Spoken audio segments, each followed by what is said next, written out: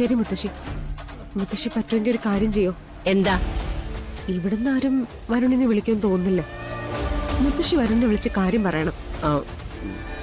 ഇത്രയും വലിയ കാര്യമാവുമ്പോ യാത്ര മുടക്കി അവര് തിരിച്ചു വരും. തിരിച്ചെത്തും.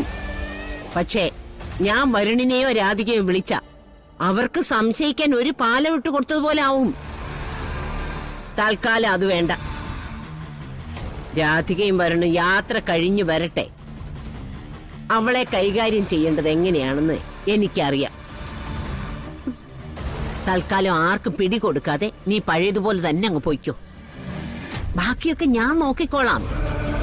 നീ വെച്ചോ.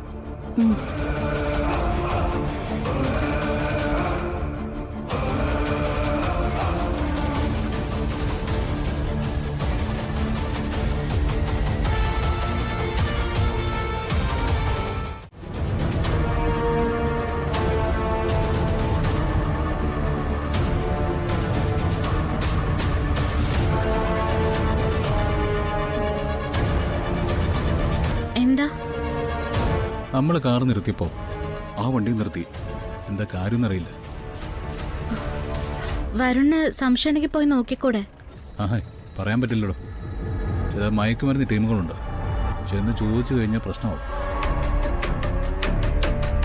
എന്തായാലും പോവാം.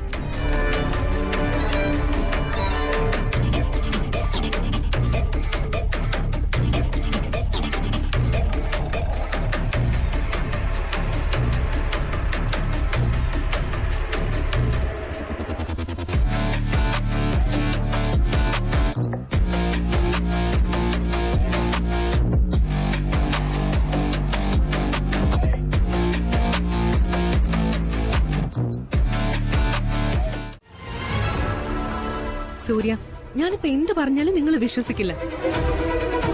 അമ്മയും മുത്തശ്ശിയും പറഞ്ഞപ്പോ ചെറിയമ്മയുടെ ഒരു കാര്യവും ഞാൻ അന്വേഷിക്കില്ല എന്ന് ഞാൻ തീരുമാനിച്ചതാ. ചെറിയമ്മ അങ്ങനെ ചെയ്തതിൽ എനിക്ക് സങ്കടമുണ്ട്. പക്ഷേ എനിക്ക് നമ്മുടെ കുടുംബമാ വലുത്. കൽപ്പന, എന്തെങ്കിലും ഒരു കാര്യം ചോദിച്ചാൽ നീ അത് നിഷേധിക്കാറുണ്ട്. പിന്നീട് നിനക്കതിൽ പങ്കുണ്ടെന്ന് തെളിയാറുമുണ്ട്. ഇതൊരു സാധാരണ പ്രശ്നമല്ല. ഉർവശിക്ക് എന്തെങ്കിലും സംഭവിച്ചാ എനിക്കറിയില്ലമ്മേ. എനിക്കിതിനെ പറ്റി ഒന്നും അറിയില്ല. ക്രിട്ടിക്കലാണെന്നാ ഡോക്ടർ പറഞ്ഞു. എന്ത് സംഭവിച്ചാലും നേരിടാൻ നമ്മുടെ മനസ്സ് തയ്യാറായിരിക്കണം.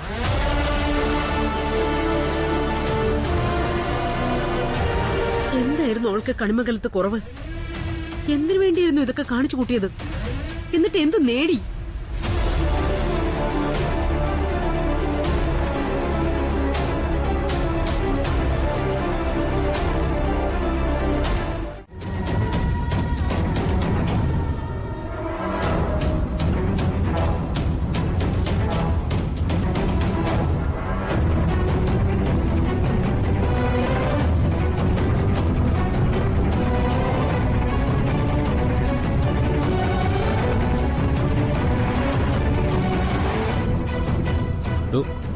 പുറകിൽ ആ വണ്ടി ഇപ്പോഴും ഉണ്ട്.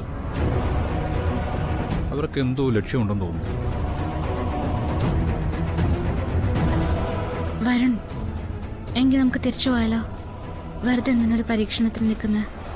ദേ, തിരിച്ചു പോക്കൊന്നുമില്ല. കാര്യം എന്താണെന്ന് വ്യക്തമായിട്ട് അറിഞ്ഞേ പറ്റൂ.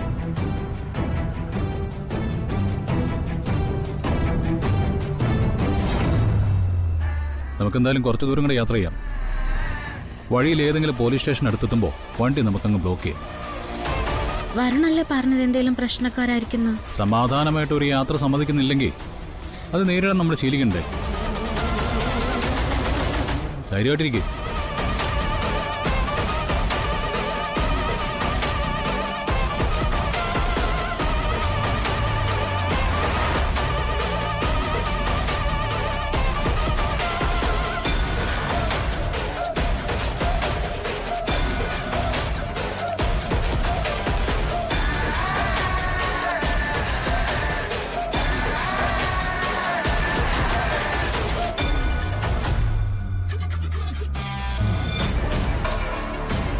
അമ്മാര് വലത്തോട്ട് തിരിഞ്ഞല്ലോ.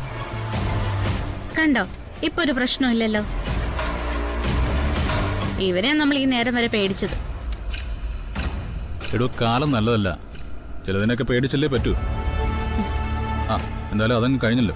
ഞാനും ശരിക്കും പേടിച്ചു കേട്ടോ. ആദ്യമായിട്ട് ഒരു യാത്രക്ക് ഇറങ്ങിയിട്ട്. അത് തന്നെ എന്റെയും ഭയം. ആദ്യമായിട്ട് യാത്രക്ക് ഇറങ്ങിയെത്താൻ ഇങ്ങനെ എന്തെങ്കിലും സംഭവിച്ചാ പിന്നെ അതൊരു അപശകുനമായിട്ട് എടുത്ത് ഇനി യാത്ര വേണ്ടാന്നങ്ങ് തീരുമാനിച്ചു കളയും. അവന്മാരങ്ങനെ പ്രശ്നക്കാരല്ലാന്ന് തോന്നുന്നു. വലത്തോടെ തിരിഞ്ഞു പോയല്ലോ. ഇനി നമുക്ക് നമ്മുടെ വഴിക്ക് പോവാം. മുന്നോട്ട് മുന്നോട്ട്.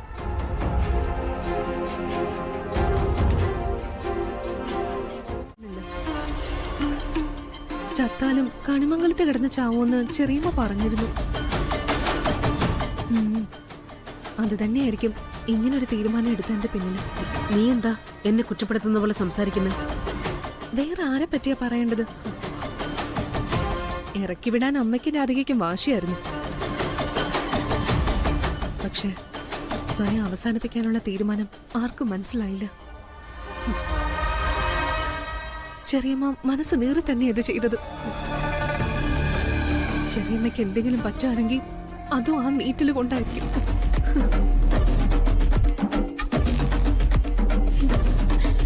ഈശ്വര, ഒന്നും വരുത്തല്ലേ അവൾക്ക്.